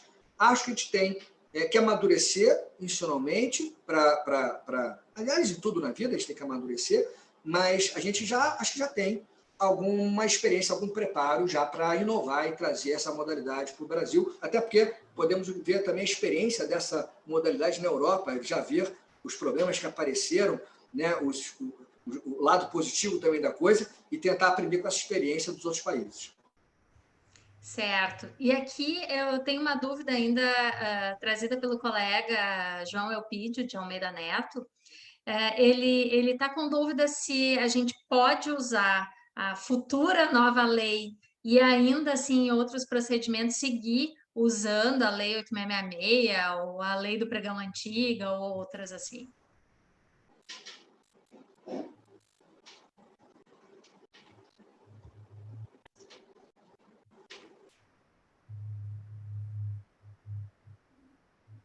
Congelamos aqui. Trancou. Travou um pouquinho aqui o professor Rafael. Vamos aguardar que em seguida ele deve estar... Entrou de novo. Caiu aqui a conexão. Tá. Desculpa. Mas, como eu estava dizendo, o colega perguntou se no momento em que entrar em vigor a futura nova lei, nós poderemos seguir utilizando, em alguns casos, a lei 866, em alguns casos a nova lei, ou em alguns casos a lei antiga do pregão e a nova lei. Como é que vai se estabelecer essa relação ou não há uma clareza sobre isso? Na verdade, sim. O que a nova lei de licitações, futura nova lei, estabelece é que, com a sua entrada em vigor, ficam revogados automaticamente os dispositivos da Lei 866 que tratam dos crimes em licitações e contratações. Até porque a nova lei vai trazer esses crimes para o Código Penal. Vai tirar da lei de licitação, que vai ser apenas, entre aspas, apenas uma lei de licitações e contratos. Vai falar de crime. Parte penal é lá no Código Penal. E a lei fala que, no prazo de 2 anos, 24 meses, o gestor público vai ter a opção de utilizar a Lei 866, a Lei do Pregão, a Lei do RDC, ou utilizar já a nova lei de licitações. E só no final desse prazo, 2 anos, é que realmente você teria a revogação da Lei 866 integral, da Lei do RDC e da Lei do Pregão, e aí depois desses 2 anos só restaria a nova Lei de Licitações. Portanto, o que a gente retira desse texto, desse novo diploma legal? Durante 2 anos, o gestor público vai ter realmente uma opção. A nova lei não diz, olha, se você começar a utilizar a nova lei de licitações, você já não pode mais utilizar a lei do pregão, a lei do 866. Não tem essa previsão específica. O que a lei diz abertamente é que, durante 2 anos, o gestor poderá utilizar a nova lei ou a lei 866, a lei 10.520, pregão, ou a lei do RDC, 12.462. Então, o que me parece é que, durante 2 anos, nós temos um caminho para adaptações, para transição. O que pode acontecer é o gestor público já querer utilizar nesse período de transição de 2 anos somente a legislação antiga, ou somente a nova lei de licitações, ou, para alguns casos, seguir a lei 866 e, para outros casos, já começar a aplicar, utilizar a nova lei e aí começar a entender o seu funcionamento, a sua sistemática e ir ampliando isso. Não há, digamos assim, parâmetros mais específicos. O que nós temos, assim, muito resumidamente aqui, é que durante 2 anos o gestor público vai ter discricionariedade para, em cada processo de licitação e contratação, seguir o modelo atual, Lei 866, Pregão e RDC, ou já começar a aplicar a nova lei. O que não pode, isso eu estou fechando aqui o meu livro de nova lei de licitações e estou só esperando publicar para botar a numeração certinha e mandar para a editora, mas o que eu vou falar, obviamente, parece que, espero que seja uma verdade, é que não pode o gestor público criar um Frankenstein. Vou fazer aqui um processo de licitação. Aí, nesse processo, vou mesclar um pouquinho da Lei 866 e um pouquinho da nova de licitação. Isso não pode. Até porque nós temos aquela previsão genérica da Lei 866, que é repetida na nova lei de licitações, na qual se proíbe que o gestor público mescle as modalidades de licitação, né? Enfim, mal comparando, ele não pode mesclar diplomas legais e criar uma lei nova, digamos assim. E não tem essa competência para legislar. O administrador público não pode fazer isso. Então, a opção que ele tem é seguir a lei tradicional ou a nova lei de licitação em cada caso. Ele pode fazer a nova lei aqui, pode usar a lei 866 no outro procedimento, volta a usar a nova lei. Depois de 2 anos, essa opção acaba. E aí só vai ter a nova lei de licitação para ele. Então, o que a gente espera do gestor público? É que ele vá lá se adaptando à nova lei de licitações, experimentando a nova lei em casos concretos, porque em 2 anos ele será obrigado a seguir apenas a nova lei de licitações. Certo. Obrigada, professor Rafael.